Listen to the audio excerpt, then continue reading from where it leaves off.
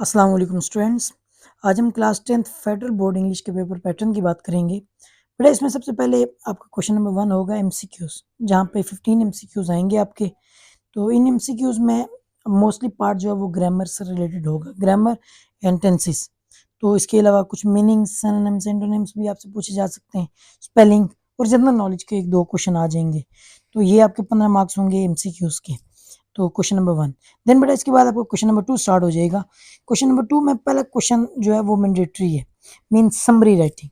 Students हमेशा पूछते हैं सर समरी राइटिंग हमें समझ नहीं आती, समरी राइटिंग के बारे में बताएं, समरी राइटिंग क्या है, समरी राइटिंग को हम कैसे लिखें। तो बेटा summary writing is not much difficult, लेकिन इसके लिए कुछ टेक्टिक्स चाहिए, आपको बस तरीका सलीका होना चाहिए। तो मैं उन्हें यही बताता हूँ बेटा, सबसे पहली चीज़ ना उसे आपने दिखने में उसे आपने शॉर्ट कर देना है। आपने क्या करना है, आपने उसकी लेंथ को डिक्रीज़ करना है, मिनिमाइज़ करना है।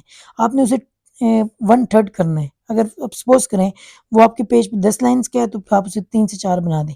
अगर वो 15 से 18 लाइन्स का है तो आप उसे 5 से 6 लाइन्स बना दें। ठीक है? और फिर वर्डिंग चेंज करें। बिल्कुल वही वर्डिंग, कंटेंट वर्ड्स जो हैं आप आइडिया वही रखना है।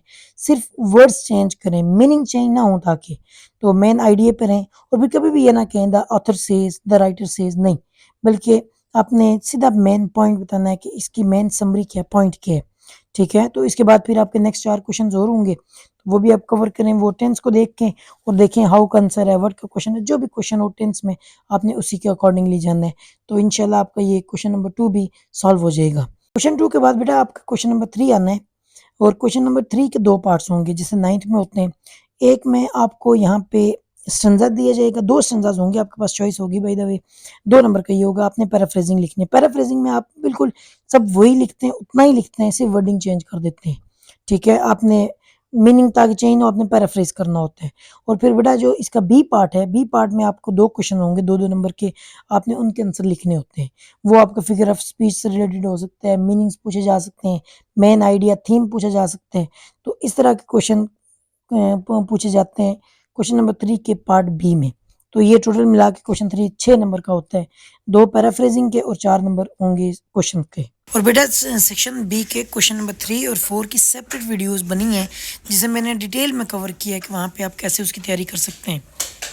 फिर बेटा आपका क्वेश्चन नंबर 4 आता है और बड़ा क्रंच है, जहाँ से आप पूरे-पूरे मार्क्स बआसानी ले सकते हैं। लेकिन ये मार्क्स आपके सारे के सारे गँवा भी सकते हैं आप बआसानी, अगर आप इन पे मेहनत नहीं करते। तो बेटा पहली चीज़ यहाँ पे आती है, आपकी यहाँ पे करेक्शन ऑफ वर्ब पूछी जाती है इसमें।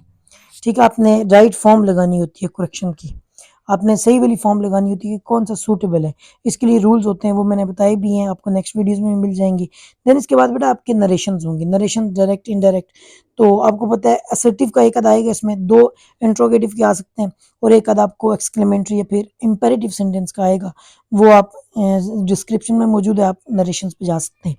देन बेटा डू एज़ डायरेक्टेड आपको टेंसेस से रिलेटेड होगा या फिर आपको कोई एडजेक्टिव एडवर्ब दे सकते हैं, ठीक है? डू एज़ डायरेक्टेड आपसे टेंस पूछे जा सकते हैं।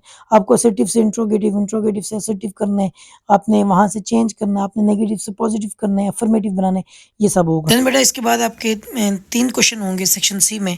एक आपकी फॉर्मल लेटर एप्लीकेशन, देन आपने ऐसे लिखना है 3 पेजेस का और आपको पैराग्राफ दिया जाएगा जिसमें ट्रांजिशनल डिवाइसेस लगानी है। Thank you.